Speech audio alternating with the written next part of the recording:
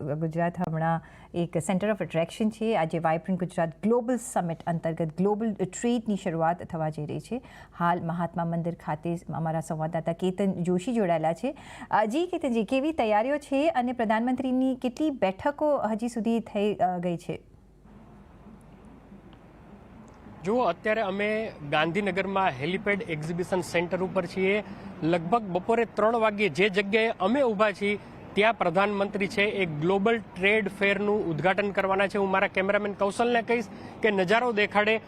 પ્રધાનમંત્રી જે જગ્યાએ જવાના છે ત્યાં અહીંયા લાલ જાજમ બિછાવવામાં આવી છે। સુરક્ષાના અત્યારે પણ બંદોબસ્ત ચાલી રહ્યો છે। છેલ્લી ઘડીની જે તૈયારીઓ છે એ પણ થઈ ગઈ છે। ઠીક મારી સામે એનર્જી પેવેલિયન છે, જ્યાં અમે તમને એક્સક્લુઝિવલી થોડી વારમાં રિલાયન્સનો જે હાઇડ્રોજન ટ્રક છે અને ટોયોટાની કાર પણ અહીંયા શોકેસ કરવામાં આવી છે એને અમે બતાવશું। એનર્જી પેવેલિયનમાં પ્રધાનમંત્રી નરેન્દ્ર મોદી મુલાકાત લેવાના છે અને એ પછી મારી જમણી સાઈડ જે લાર્સન એન્ડ ટુબ્રોનો એક તમને સ્ટોલ દેખાશે, એટલે ઇન્ફ્રાનો જે સ્ટોલ છે ત્યાં પણ પ્રધાનમંત્રી વિઝિટ કરવાના છે અને આ સિવાય સ્ટોલ નંબર 9માં પણ તેઓ જવાના છે। તો અત્યારે તડામાર તૈયારીઓ ચાલી રહી છે। લગભગ 20 દેશના અલગ અલગ એક્ઝિબિટરે પોતપોતાના સ્ટોલ અહીંયા લગાવ્યા છે। આત્મનિર્ભર ગુજરાત અને આત્મનિર્ભર ભારતની થીમ ઉપર છે અલગ અલગ સ્ટોલ લગાવવામાં આવ્યા છે અને 100 દેશથી પણ વધુના લોકો અહીંયા વિઝિટ કરવાના છે શરૂઆતના દિવસોમાં અને પછી પબ્લિક માટે ખુલ્લું મુકાશે। જે તમારો સવાલ હતો કે પ્રધાનમંત્રીની અત્યાર સુધીનો કેવો બેઠક કાર્યક્રમ રહ્યો, તો એ જણાવી દઈએ કે આજ સવારે 9:30 વાગ્યે મોઝામ્બિકના રાષ્ટ્રપતિ અને તેસ્લે દેશના રાષ્ટ્રપતિ સાથે તેમને 1-on-1 બેઠક કરી દ્વિપક્ષીય વાર્તાલાપ કર્યો।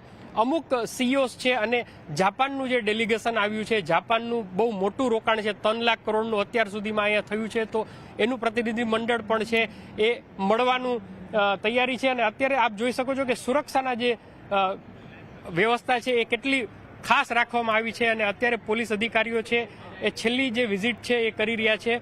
તો આપણે ચોક્કસપણે કહી શકાય કે પ્રધાનમંત્રીનો આજનો અત્યારનો જે બેઠકનો કાર્યક્રમ હતો એ પૂરો થઈ ગયો છે। બપોર પછી જે ખાસ મુખ્ય આકર્ષણ રહેવાનું છે, એક તો જ્યાં અમે ઊભા છીએ એ ગ્લોબલ ટ્રેડ ફેરનું ઉદ્ઘાટન અને પછી સાંજે 5 વાગ્યે એરપોર્ટથી ગાંધીનગર સુધી એક ભવ્ય રોડ શો થવાનો છે યુએઈના પ્રેસિડેન્ટ સાથે। અમદાવાદથી લઈ અને તમે ગાંધીનગર આવો તો ઠેર ઠેર બહુ મોટા પોસ્ટર અને હોર્ડિંગ્સ પણ લગાવવામાં આવ્યા છે। નરેન્દ્ર મોદીએ ગઈકાલે ટ્વીટ કર્યું જ્યારે તેઓ દિલ્હીથી અમદાવાદ આવવા રવાના થયા કે હું મારા પરમ મિત્ર યુએઈના રાષ્ટ્રપતિને મળવા માટે આતુર છું। તો સૌથી મોટો જો કોઈ ટ્રિગર રહેવાનો છે આજ અને આવતીકાલ માટે તો યુએઈ સાથેનો ભારતના સંબંધોની અનેક પ્રકારની જે વાર્તાલાપ થવાનો છે, જે ટ્રીટી સાઇન થવાની છે અને અલગ અલગ બિઝનેસના જે આયામ જે સર કરવાના છે એ મહત્વના છે। નેધરલેન્ડનું એક પ્રતિનિધિ મંડળ છે એ મુખ્યમંત્રી ભૂપેન્દ્રભાઈ પટેલને મળી ચૂક્યું છે અને ખૂબ મોટું રોકાણ નેધરલેન્ડથી પણ ગુજરાતમાં આવવાનું છે, એની આધિકારિક ઘોષણા જ કરવાની બાકી છે। તો ચોક્કસપણે આપણે કહી શકાય કે જેનો આપણે 4 વર્ષથી રાહ જોઈ રહ્યા હતા એ માત્ર ગુજરાત માટે જ ગેમ ચેન્જર નહીં પરંતુ સમગ્ર ભારત માટે ગેમ ચેન્જર સાબિત થવાનું છે। એ વાઇબ્રન્ટ ગુજરાત ગ્લોબલ સમિટ આવતીકાલે છે, પરંતુ જે ટ્રેડ શો છે એ ટ્રેડ શો થોડીક જ કલાકોમાં શરૂ થશે। જ્યાં અમે અત્યારે ઊભા છીએ એ જ જગ્યાએથી પ્રધાનમંત્રી આનું ઉદ્ઘાટન કરી અને વિઝિટ પણ કરવાના છે અને આજ સાંજનો રોડ શો પણ તેમના માટે ખૂબ જ મહત્વનો રહેવાનો છે, ગુજરાત અને ભારત માટે પણ મહત્વનો રહેવાનો છે। જી